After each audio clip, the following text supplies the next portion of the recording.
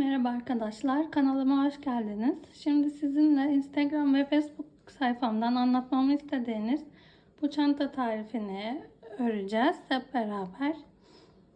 Evet arkadaşlar, katipe, tığa ve deri kapağı, deri askıya ihtiyacımız var.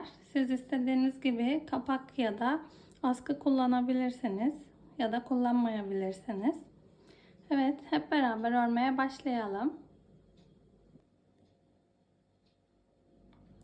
Bu çantamız için 2 tane aynı parçadan örmemiz gerekiyor. Ben parçamızın birisini bitirdim. Şimdi ölçüyoruz. Size kaç santim olduğunu söyleyeyim. Bu şekilde çantamızın ölçüsü 23,5 santim. Çantamızın eni 23,5 santim olacak yani. Şimdi ikinci parçamızı sizle beraber örelim. 3,75 milim tığla örüyorum ben. Evet, sizle beraber başlayalım şimdi örmeye. Öncelikle bir sihirli halka yapalım. Ben kat iple örüyorum. Siz istediğiniz iple örebilirsiniz. Şu şekilde biraz genişletelim sihirli halkamızı. Evet, şimdi buraya bir zincirle sabitleyelim halkamızı. Bu şekilde tutalım sihirli halkamızı. Buraya 3 tane zincir yapalım. Üstüne dolayalım. Yine halkamızın içine batıyoruz ve ikili trabzan yapıyoruz. Yine üstüne dolayalım. Tekrar ikili trabzanlar yapalım bu şekilde. Sadece trabzan yapıyoruz burada. Başka hiçbir şey yapmıyoruz. Birinci sıramızda. Evet, bu şekilde sihirli halkamızın içini ikili trabzanlarla dolduralım. Bu ipimizi arada çekelim. Şimdi bu şekilde bu halkamızın içine 1, 2, 3, 4, 5 tane yaptım ben. 12 tane olana kadar örelim. Burada tekrar görüşelim. Evet, ben ikili trabzanlarımızı örüp geldim. 12 tane ikili trabzan ördüm. Sayalım. 1, 2, 3, 4, 5, 6, 7, 8, 9, 10, 11, 12. Bu sihirli halkamızın ipini de iyice sıkıştırdım. Ama katiple örüyorsanız çok zorlamayın. Çünkü katip yırtılıp kopabilir. Şimdi 12 tane trabzanımızı yaptık. Bu 3 tane yapmış olduğumuz zincirin en üstüne batalım ve bir kaydırmayla sabitleyelim buraya. Şimdi burada bu ilmeğimizi genişletelim. Fıstık yapacağız buraya. Dörtlü fıstıklar yapacağız. 1, 2, 3, 4. Evet. Dörtlü trabzanımızı yaptık. Kapattık. Buraya bir zincirimizi çekelim. Tekrar üstüne doluyoruz. Ve sıradaki trabzana yine dörtlü trabzan yapıyoruz. 1, 2, 3, 4. Evet, 4 trabzanımızı yine yaptık. Bu şekilde hepsini bir çekip buraya sabitliyoruz. Yine bir zincirimizi yapalım. Sıradaki trabzana yine bir dörtlü trabzan yapıyoruz. 1, 2, 3, 4. Evet, bunu da sabitleyelim. Kapatalım. Bir zincir çekelim. Tekrar üstüne dolayalım. Sıradaki trabzana yine bir dörtlü trabzan yapalım. Sıradaki trabzana yine bir fıstık yapıyoruz dörtlü. 1, 2, 3, 4. Evet, hepsini bir çekelim. Sabitleyelim. Buraya da bir zincirimizi yapalım. Evet, bu sıramızda bu şekilde dörderli fıstıklar yapıyoruz. 1, 2, 3, 4. Bütün trabzanlarımızın tepesine birer tane dörderli fıstık yapıp gelelim. Evet, fıstıklarımızı yaptım ben. Sayalım. 1, 2, 3, 4, 5, 6, 7, 8, 9, 10, 11, 12 tane fıstığımızı yaptık. Bir tane zincirimizi çektik. Şimdi burada kaydırma yapmıştık biliyorsunuz. İlk birleştirme kaydırması. Ona hiçbir şey yapmıyoruz. Orası boş kalacak. Şimdi bu fıstığımızın tepesine bir kaydırma yapalım. Halkamızın içine de bir kaydırma yapalım. Buraya bir zincir çekelim. İki fıstığın arasında yapmış olduğumuz bir zincirin içine kaydırmamızı yaptık. Bir zincirimizi çektik. Buraya bir sık iğne yapalım. Evet, şimdi üstüne dolayalım. Diğer bir zincirlik boşluğumuza ikili trabzan yapalım. 1, 2. Bir tane daha yapalım. 2, 3. 3 tane trabzan yaptık. Şimdi bir zincir çekelim. Üstüne dolayalım. Yine aynı üçlü trabzanı yapmış olduğumuz zincirin içine tekrar ikili trabzanlar yapalım. 1, 2, 3. Şimdi burada hiç zincir falan çekmiyoruz. Üstüne dolamıyoruz. Diğer zincir boşluğuna bir sık iğne yapıyoruz. Şimdi üstüne doluyoruz. Buraya 3 tane ikili trabzan yapıyoruz. 1, 2, 3.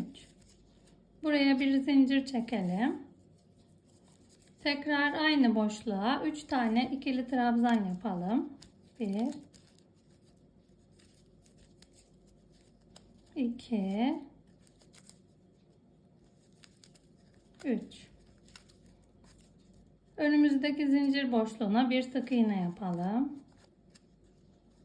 Üstüne dolayalım. Önümüzdeki zincir boşluğuna yine üçlü, yine ikişerli 3 tane trabzan yapalım. 1, 2, 3. Araya bir zincir. Tekrar aynı boşluğa 3 tane ikili trabzan yapıyoruz. 2, 3. Evet, sıradaki boşluğa bir sık iğne.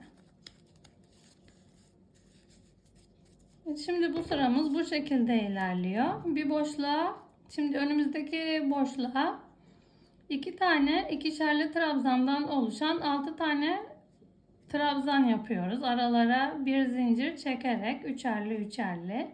Diğer boşluğa sık iğne. Bir model, bir sık iğne, bir model. Böyle bu şekilde ilerliyoruz. Ve burada ilk başta yapmış olduğumuz sık iğnenin olduğu yere kadar örüp gelelim. Evet, sıramızı bitirdik. 1, 2, 3, 4, 5, 6 tane tepelerimiz oluştu. Şimdi burada en son üçerli 2 tane trabzan yapmıştık. Bu ilk başta yapmış olduğumuz sık iğnenin tepesine bunu kaydırmayla sabitliyoruz bu sırayı. Şimdi bu sıramızda sadece kaydırma yapacağız. Önümüzdeki sık iğneye de bir kaydırma yapıyoruz. Diğerine de. Bu sıramızda sadece bu şekilde kaydırmalar yapıyoruz. Bu zincirimize geldiğimiz zaman zincirin üstteki 2 halkasını aldıralım. Buraya da kaydırma yapalım. Bu şekilde hepsine birer tane kaydırma yapıyoruz.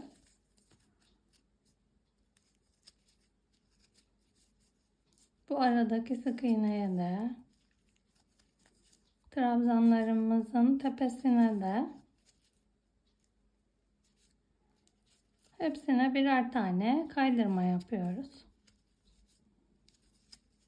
Buradaki zincirimizin üstteki 2 halkasından tutturuyoruz.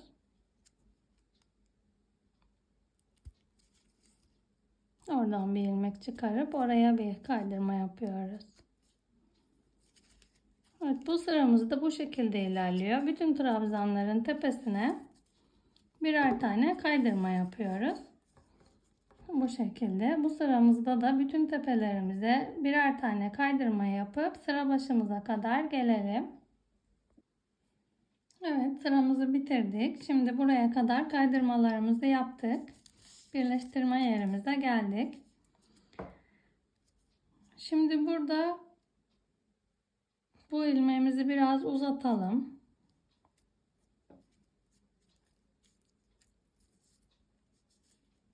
Ve önümüzdeki kaydırmanın içinden bu ilmeğimizi arkaya çekelim. Bir daha göstereyim. Şimdi bu ilmeğimizi uzattık ve önümüzdeki kaydırmanın göbeğinden, içinden bu ilmeğimizi geçirelim. Arka tarafa çıkaralım.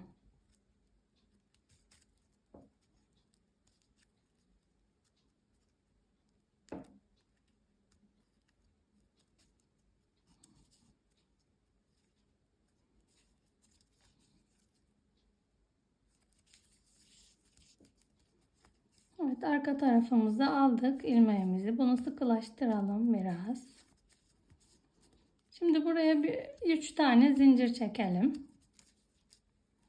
İpimizi tığımıza dolayalım. Önümüzdeki bu altta yapmış olduğumuz üçlü trabzanlar vardı. Üstüne kaydırma yapmıştık 3 tane. Şimdi bu kaydırmaları ellemiyoruz. Bu altta yapmış olduğumuz üçlü trabzanların ön değil arka kısmındaki sık iğne boşluklarına bir ikili trabzan yapıyoruz. Tekrar dolayalım. Önümüzdeki ilmeğin ön değil arka kısmından birisine batalım ve buraya ikili trabzan yapalım. Evet, üstünü alıyoruz. Önümüzdeki sık iğne boşluklarının önüne değil arkasındakine batıyoruz. Evet, buraya 4 tane yaptık. 1 2 3 4. Şimdi üstüne doluyoruz. Bu daha altta yapmış olduğumuz bir önceki sırada zincir boşluğu vardı burada. O zincir boşluğunun içinden bir trabzan çıkaralım. Buraya bir ikili trabzan yapalım. Buraya bir iki trabzan daha yapalım. Bir zincir çekelim. Aynı boşluğa 2 tane daha ikili trabzan yapalım. 1 2. Evet, şimdi tekrar dolayalım. Yine önümüzdeki ilmeğin ön değil arka kısmı, bu en baştaki dibindekine de batalım. Unutmayalım bunu. Arkadaki ilmeğine batalım. Şöyle göstereyim. Şu arkadaki, şu önümüzdeki ilmeklerin arka tarafındaki ilmeklerine batalım. Şu diptekini de unutmayalım. Evet, buradan bir ilmek çıkaralım ve ikili trabzanımızı yapalım. Tekrar önümüzdekinin de önüne değil arkasındakine batalım. Tekrar yine aynı şey. 2 3. Şimdi buraya 1 2 3 4. Hepsinin arkasına batıyoruz. Öndeki ilmeğine değil arkadaki ilmeğine. 1 2 3 4 5. İkili trabzanlar yapıyoruz buraya. 6 7 2 4 6 7 7 tane trabzanımız oldu burada. Şimdi bu boşluğa yine ikili trabzan yapıyoruz önce. 1 2 bir zincir çekiyoruz. Tekrar bu boşluğa ikili trabzan yapıyoruz. Aynı boşluğa.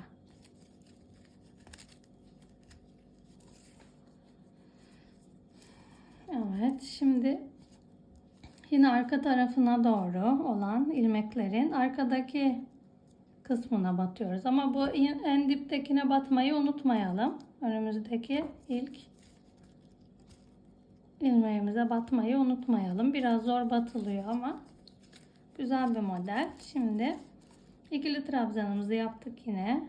Tekrar bu sırada da aynı. Öndekilere değil arkadakilere batıp buraya da ikili trabzanlar yapacağız. 1 2 3 4, 5,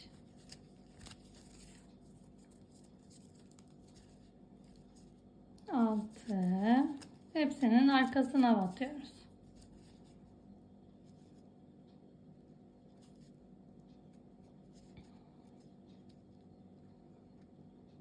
Burada katipte biraz zor belli oluyor.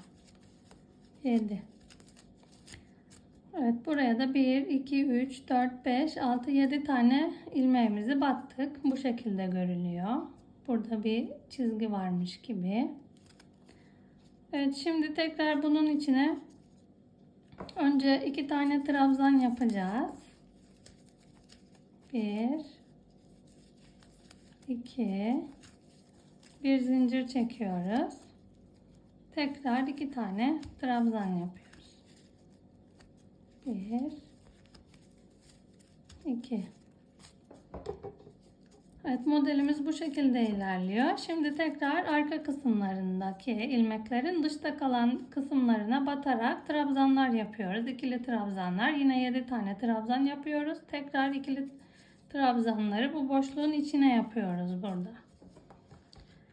Bu sıramız bu şekilde ilerliyor. Sıramızı örüp gelelim. Sıramızı bitirip geldim ben. Bu sıramız da bu şekilde oldu.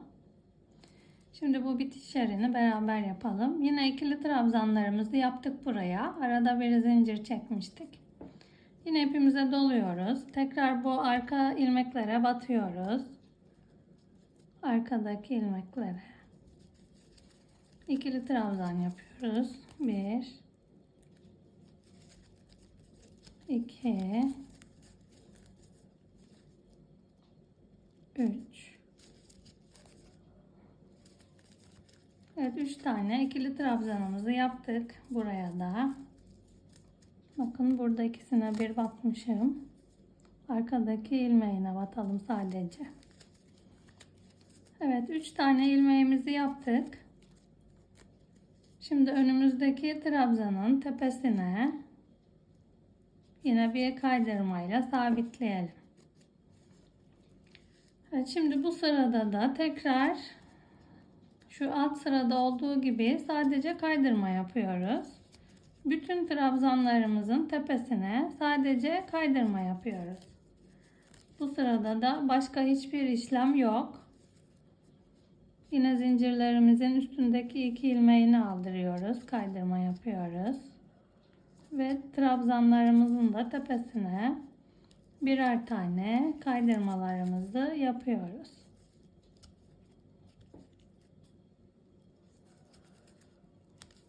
Evet, bu şekilde bu sıramızda.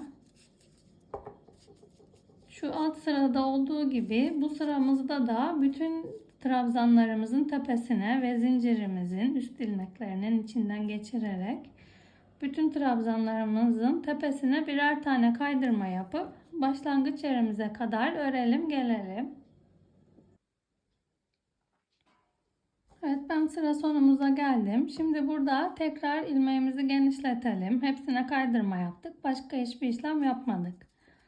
Ve önümüzdeki kaydırmanın ortasından şu şekilde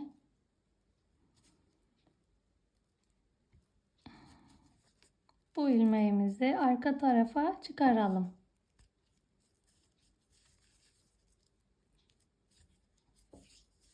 Bu ilmeğimizi sıkılaştıralım burada.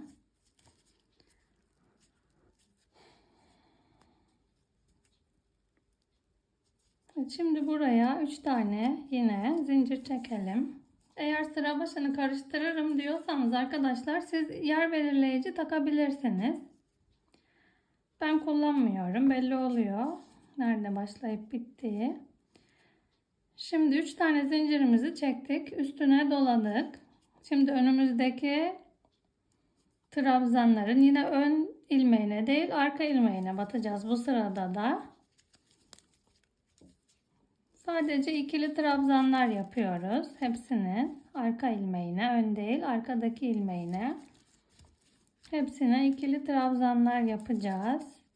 1, 2, 3, 4, 5, 6 tane trabzan yaptık. Buraya. Şimdi üstüne alalım. Bu buradaki bir tane zincir boşluğu vardı. Onun içine yine ikili trabzan yapıyoruz. 1 2 tane ikili trabzanımızı yaptık. Buraya bir zincir çekiyoruz. Ve tekrar buradaki zincir boşluğuna aynı yere 2 tane daha trabzan yapıyoruz. 1 2. Şimdi yine üstüne dolayalım. Yine aynı alt sırada olduğu gibi buradaki ilmeklerimizi ön tarafına değil, bu dışta kalan yerlerine batıyoruz. İlmek çıkarıyoruz. 1 2 3 ikili trabzanlar yapıyoruz. Buraya da 3 4 5. Hepsinin arka taraftaki ilmeğine, bu kaydırmaya değil, bu arkadaki trabzanlarımızın ön değil arka ilmeğine batıyoruz. Bu şekilde trabzanlarımızı yapalım. Arka ilmeklerine batarak.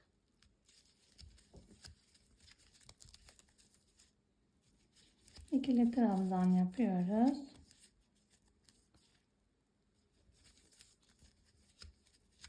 Evet, trabzanlarımızı yapalım. Bu altta yapmış olduğumuz, boşluğun içine yapmış olduğumuz ikili trabzanlarımız vardı. Onların da arka ilmeklerine batıyoruz. Arttırma oluyor. Yani buradaki ikili trabzanlarımızın sayısı artmış oluyor. Evet, şimdi sayalım burada. Kaç tane oldu? Bu zincir boşluğuna battığımız trabzanlar. Bunları saymıyoruz. 1, 2, 3, 4, 5, 6, 7, 8, 9, 10, 11. Evet, 11 tane ikili trabzanımızı yapalım. İlmeklerimizin arka kısmına batarak. Şimdi buradaki zincir boşluğuna 2 tane ikişerli trabzan yapıyoruz. 1 2 araya bir zincir çekiyoruz. Tekrar ikili trabzan yapıyoruz. Buraya da 1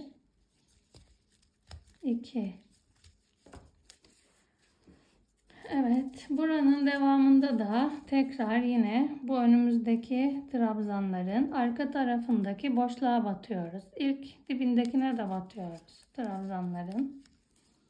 1 2. Evet, buraya da bu şekilde arka ilmeklerine batarak 11 tane trabzan yapacağız. İkili trabzan. Bu şekilde yapıyoruz. Başka hiçbir işlem yok burada da. Zincir boşluklarına 2 tane ayrı ayrı ikişerli trabzan yapıyoruz. Aralarına bir zincir çekiyoruz. Diğer trabzanların da bu ön değil, arka kısımlarındaki ilmeklere batarak ikişerli trabzanlar yapıyoruz. 11 tane trabzan yapıyoruz. Sonra arttırma yapıyoruz burada. 4 tane trabzan yapıyoruz. İkişerli aralarına birer zincir çekerek. Evet, bu sıramız da bu şekilde oluyor arkadaşlar. Bu sıramızı da bu şekilde tamamlayıp gelelim. Evet, sıramızın sonuna kadar ördüm geldim. Şimdi burada da 11 tane trabzanımız olması gerekiyor. 1, 2, 3, 4, 5, 6, 7, 8, 9, 10. 10 tane yaptım. Şimdi önümüzdeki trabzanın da yine arka kısmındaki ilmeğe batarak buraya bir ikili trabzan daha yapalım. 11 tane trabzanımız oldu. Şimdi önümüzdeki trabzanın tepesine buraya kaydırma ile bunu sabitliyoruz. Şimdi arkadaşlar burada farklı bir kaydırma yapacağız. Bunlar gibi daha örgüyle bitişik değil de biraz daha dışarıda görünen bir kaydırma yapacağız. Bu farklı bir kaydırma. Evet, dikkatli izleyin. Bu sıramızda da sadece bu şekilde kaydırma yapacağız. Şimdi kaydırmamızı yaptık. Tığımızda bir ilmek var. Bu kaydırmamızın dibindeki ipimizden ipimizi tığımızın üzerine alıyoruz. Bu ilk olduğu için biraz zor. Evet, bu şekilde aldık. Buradan bir ilmek çıkardık. Evet. Şimdi önümüzdeki sık iğnenin içine batıp buraya bu şekilde bir kaydırma yapıyoruz. Evet, biraz ilmeğimizi genişletelim. Şu elimizden uzanan ipin bir ilmeğini tutturalım. Şimdi ilk başlarken biraz zor oluyor. Sonradan düzeliyor. Şimdi bu şekilde aldırıyoruz. Bunu da sıradaki sık iğnenin içinden ve ikisinin bir içinden geçiriyoruz. Evet, bu da bu şekilde oluyor arkadaşlar. Biraz daha belirgin oluyor kaydırmalar alttakilere göre. Yapması biraz zor gibi ama ilerledikçe düzelecek. Şimdi yine üstüne aldırdığım bu şekilde alttan bir ilmek aldım. Sıradaki sık iğnemize geçirip kaydırmamızı yapıyoruz. Evet, bakın şu uzanan ipten aldırıyoruz. Şu oynayan ipi aldırıyoruz tığımıza. Şu öndeki. Kağıt ipte biraz zor oluyor örmesi. Diğer iplerde daha kolay olur diye düşünüyorum. Bu şekilde aldık. Sık iğnemizden geçirelim. Kaydırmamızı yapalım. Tekrar aynı şekilde şu ipimizi aldık. Sık iğnemizden geçirdik. Çıkardık. Yine aynı şekilde bütün sıra sonuna kadar sadece bu işlemi yapıyoruz. Başka bir işlem yapmıyoruz. Kaydırma yapıyoruz tekrar ama bu şekilde daha belirgin olan kaydırmada. Öndeki ilmeği aldır.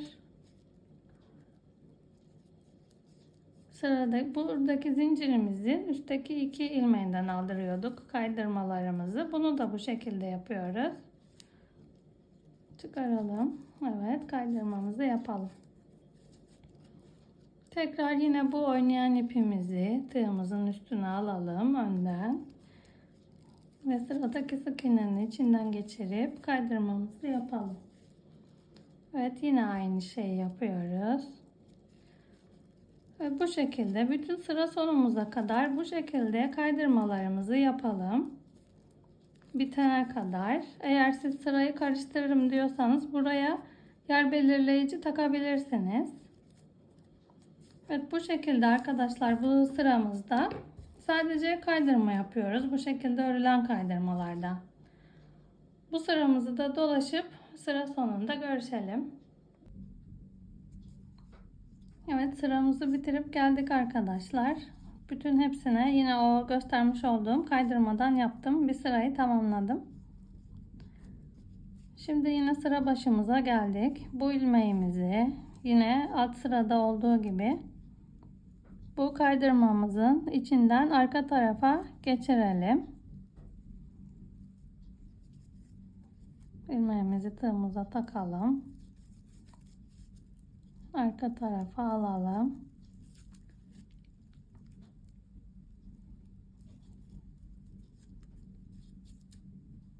Şimdi buraya yine 3 tane zincirimizi yapalım. Bu şekilde görünüyor böyle olunca. Şimdi bu ilk yine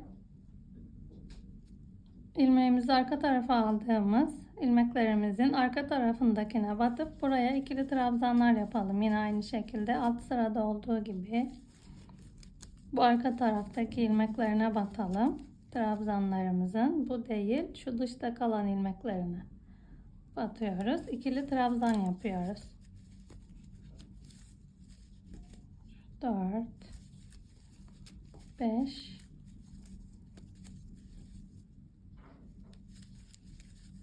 6 7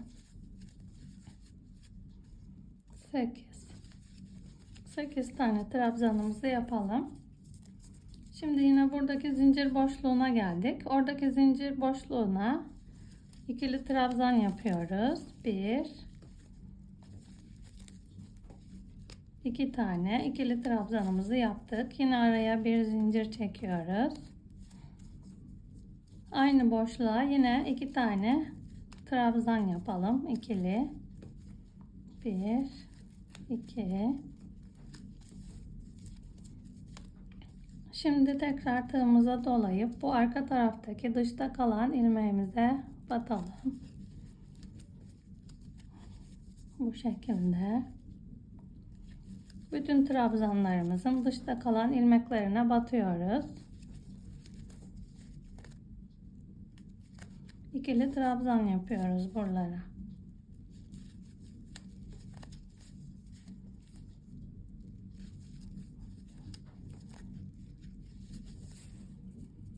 Alttaki kaydırmamız bu şekilde görünüyor. Biraz daha belirgin oluyor diğer kaydırmalarda.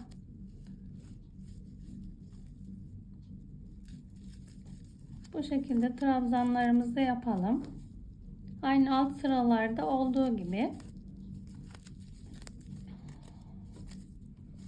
Böyle her sırada arttırıyoruz arkadaşlar.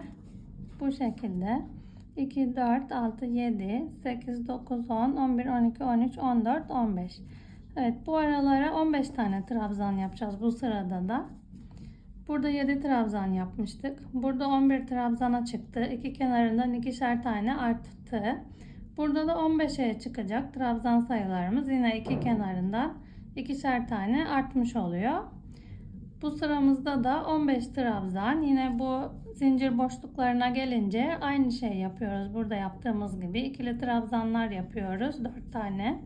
Arasına bir zincir çekiyoruz. Yani 2 trabzan yapıp bir zincir çekiyoruz. 2 trabzan yapıyoruz. Buraya da aynı şey yapıyoruz. Burada da yine bu ilmeklerimizin ikisine bir değil, sadece arkasındaki ilmeğimize batıp da trabzanlarımızı yapıyoruz. İkili trabzanlarımızı. Evet, bu sıramızı da bu şekilde dolaşıp sıra başımıza kadar gelelim. Evet, sıramızın sonuna kadar örüp geldim ben. Burada 15 tane trabzan yapıyorduk. 2, 4, 6, 8, 10, 12, 14. Buraya da bir trabzan yapıyoruz. 15 trabzanımız oldu. Şimdi tekrar bu trabzanımızın tepesine kaydırmamızı yapalım. Evet, şimdi bu sırada tekrar bu alttaki kaydırmadan yapıyoruz. Evet, başlarken biraz zorlayabiliyor ama ördükçe düzeliyor. Bu ilmeğimizi alıyoruz. Şimdi bu ilmeğimiz tığımızın üstünde. Bir de bu ilmeğimizi alıyoruz. Ve sıradaki sık iğneye batıp bir kaydırma yapıyoruz. Tekrar aynı şey. Burada da yine aynı şey. İlmeğimizi alıp kaydırma yapıyoruz. Bu alt sırada yaptığımız gibi. Bu sırada da hiçbir işlem yapmıyoruz. Sadece kaydırmalarımızı yapıyoruz. Bu şekilde yapıyoruz ama kaydırmalarımızı. Alt sırada da göstermiştim. Bu şekilde alıyoruz tığa. Ve sıradaki sık iğneye batıp kaydırmamızı yapıyoruz. Yine aynı şekilde kaydırmamızı yapıyoruz.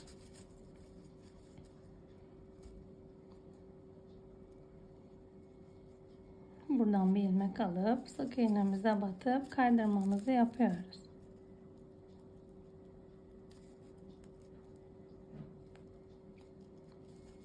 Evet, böyle.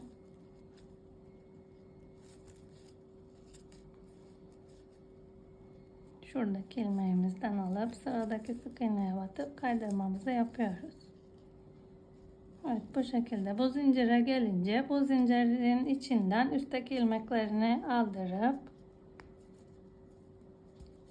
sık iğne gibi yine kaydırmamızı yapıyoruz. Yine ilmeğimizi alalım. Sık iğnemize batalım. Kaydırmamızı yapalım. Evet, bu sıramız bu şekilde ilerliyor. Sıra başına kadar kaydırmalarımızı yapıp gelelim arkadaşlar. Bütün sıra boyunca kaydırmalarımızı yapalım. Evet, bu şekilde kaydırmalarımızı örüp geldik. Birkaç tanesini de sizle örelim. Bu şekilde tığımızda ilmeğimiz. Buradan geçiriyoruz. Sonra sıradaki sık iğneden çıkarıp kaydırmamızı yapıyoruz. buradan geçiriyoruz. Bu şekilde kaydırmamızı yapıyoruz.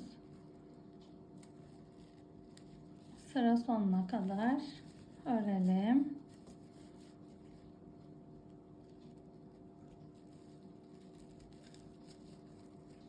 Evet, kaydırmalarımızı yapalım.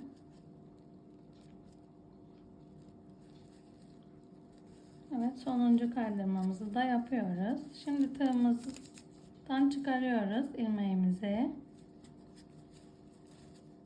Evet, bu ilmeğimizi ilk yapmış olduğumuz kaydırmanın içinden arka tarafa çekeceğiz.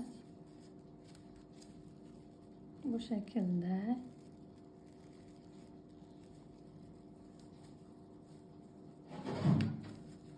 Evet, bu şekilde çektik.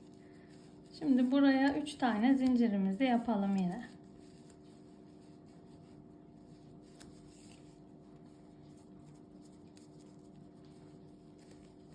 Şimdi sıramıza devam ediyoruz. Yine aynı şekilde bu ilk ilmeğimize batalım. Bir trabzan yapalım.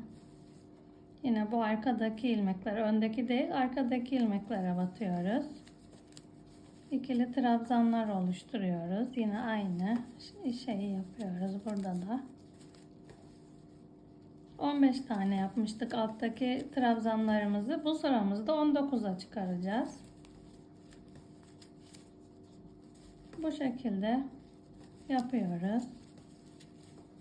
İkili trabzanlarımızı.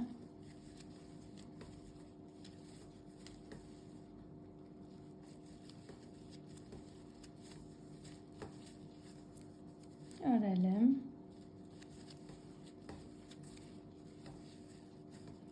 Bu zincir boşluğumuza geldiğimiz zaman tekrar buraya ikili trabzanlarımızı yapalım. 1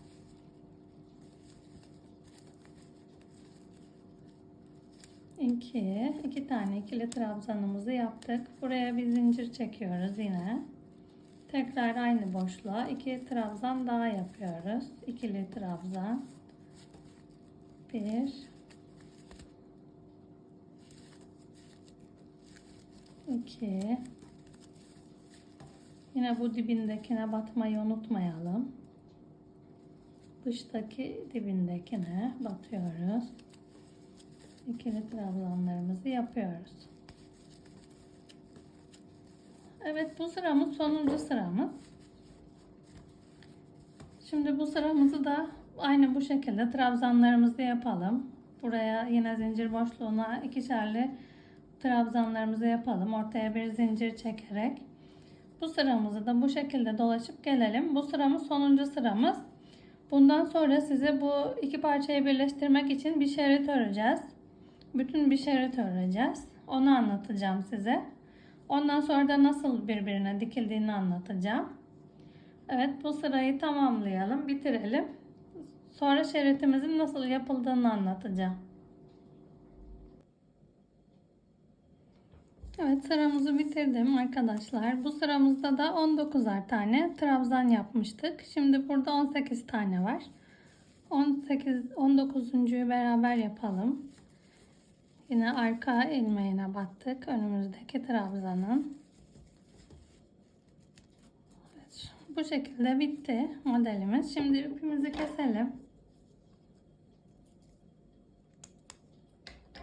Bu ipimizi kaybedeceğiz şimdi. Bu ucumuzu çıkaralım burada.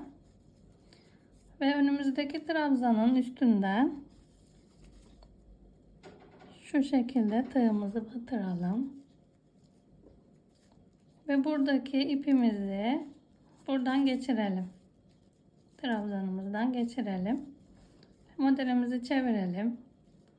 Şimdi en son yapmış olduğumuz trabzanın arka ilmeklerinden bu şekilde arkaya doğru çıkaralım ipimizi. Evet, bitişlerimiz bu şekilde daha düzgün görünür. Belli olmaz bitiş yerimiz. Evet, şimdi bu ipimizi ben burada düğümleyeceğim. Sonra burada kaybedeceğim içinden geçirip de. Evet, modelimiz bu şekilde bitti. Ben size ölçüsünü de vereyim. Evet, bu Modelimiz de 23,5 santim. Evet, iki parçamız vardı. Bu şekilde ikisi de bitti.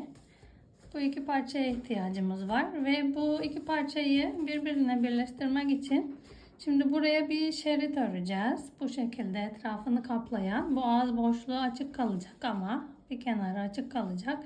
Buraya bir şerit dikeceğiz. Ben size onu anlatacağım. Bitirince ölçüsünü vereceğim. Ve buradaki nasıl dikiliyor onu anlatacağım size. Şerit parçamıza nasıl dikiliyor onu anlatacağım. Evet, şimdi şerit örmeye başlayabiliriz arkadaşlar. Çantamızın yan parçasını örmeye başlayalım. Bu şekilde düğüm yapalım ilk önce. 1, 2, 3, 4, 5, 6, 7, 8, 9, 10 tane zincir çekelim. Şimdi buralara sık iğne yapacağız. Bu ilk baştakine batmayalım. Bir tane fazladan sık iğnemizi de çekelim. Baştakine batmayalım, diğerine batalım. 1, 2, 3, 4,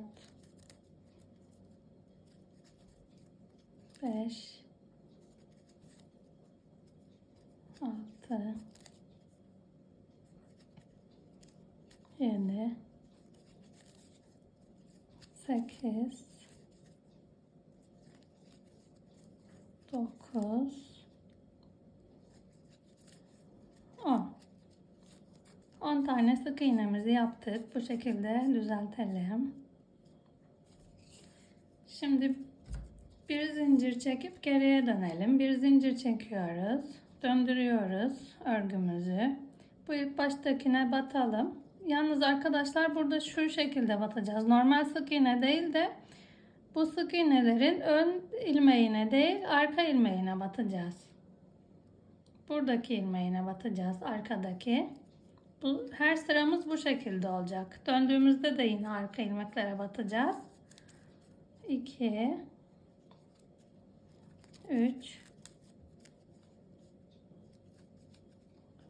4, 5, 6, 7, 8, 9, 10. Evet, 10 tane battık yine. Tekrar düzenletelim elimizle. Şimdi bir zincir çekiyoruz. Tekrar dönüyoruz. Yine bu sık iğnelerimizin ön taraftaki ilmeğine değil, arkadaki ilmeğine batıyoruz. 1, 2, 3, 4, 5,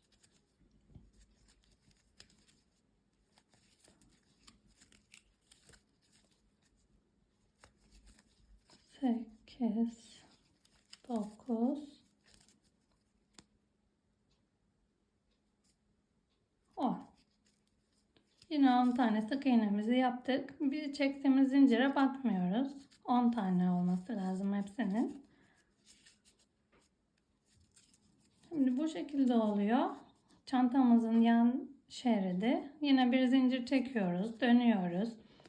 Sık iğnemizin ilk öndeki ilmeğine değil, bu arkadaki ilmeğine batıyoruz. Bu sıramız da bu şekilde ilerleyecek. Hiçbir değişiklik olmuyor. Bütün sıralarda aynı işlemi yapıyoruz.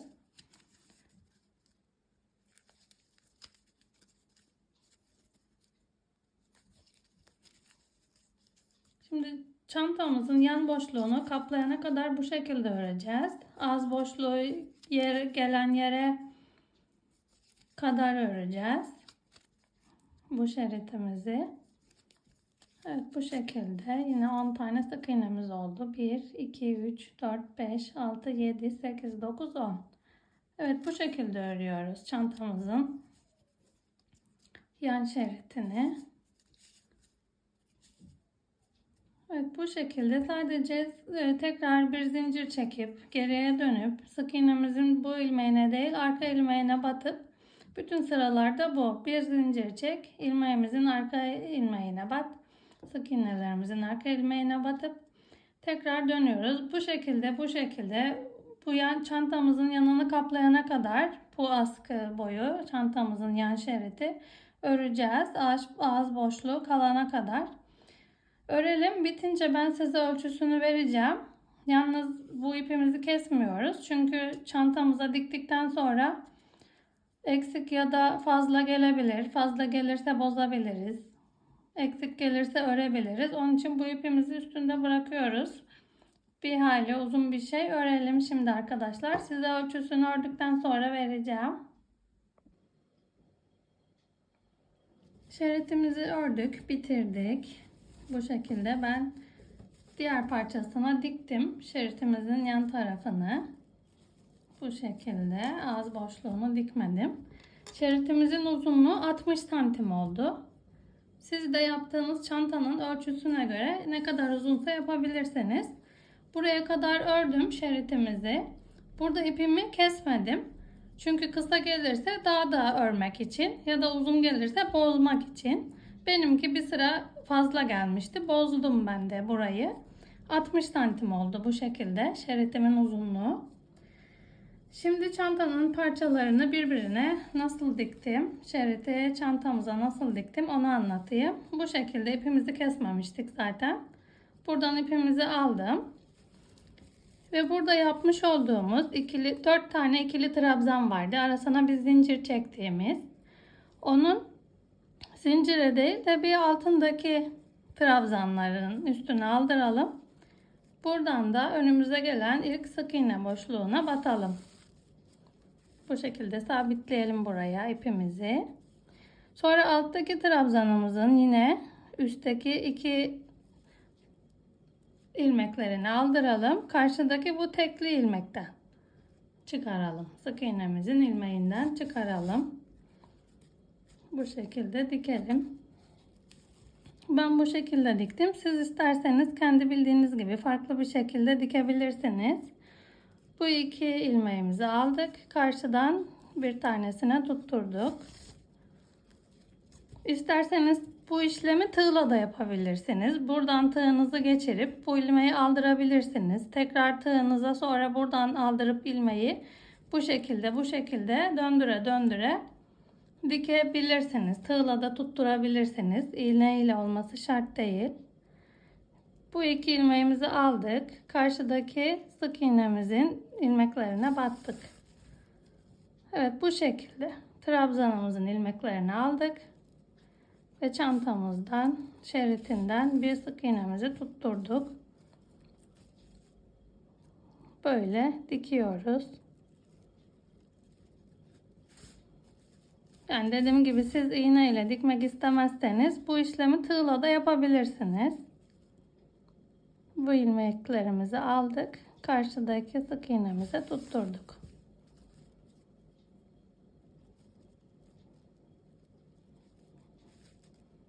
Bu şekilde. Evet, dikme işlemi bu kadar. Şimdi burayı dikip bitireceğiz. Bu şekilde dikeceğiz. Bitene kadar. Yani bazen tek ilmek denk geliyor karşıya. Bazen de bütün sık iğne denk geliyor. Şimdi bir zincir yapıp döndüğümüz için kenarda bir zincire batmış oluyoruz iğnemizi. Bir sık iğnemizi.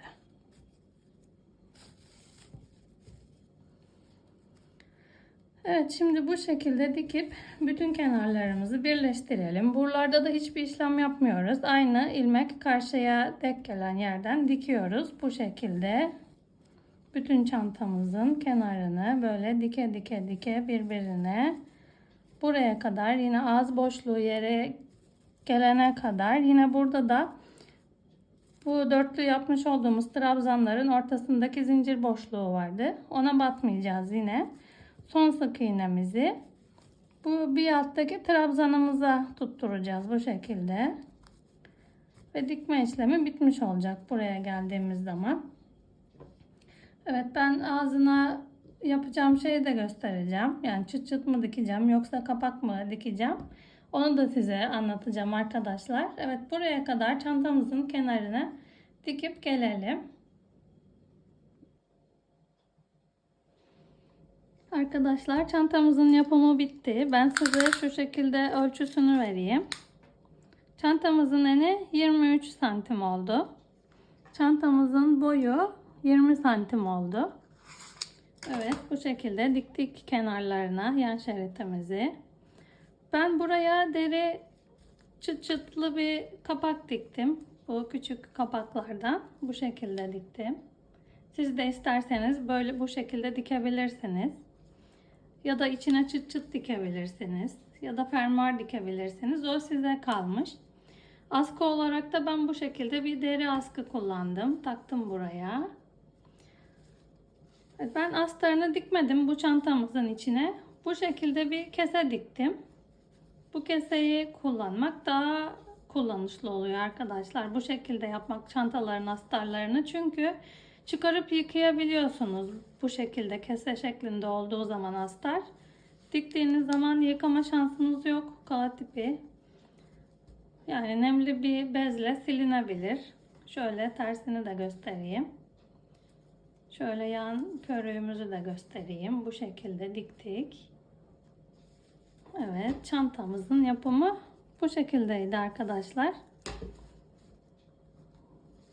Beni Instagram ve Facebook sayfalarımdan da takip etmeyi unutmayın arkadaşlar. YouTube kanalıma da abone olmayı unutmayın. Önümüzdeki günlerde istemiş olduğunuz bütün çanta tariflerini sırasıyla örüp anlatmaya çalışacağım. Evet, yapacak olan herkese kolaylıklar dilerim.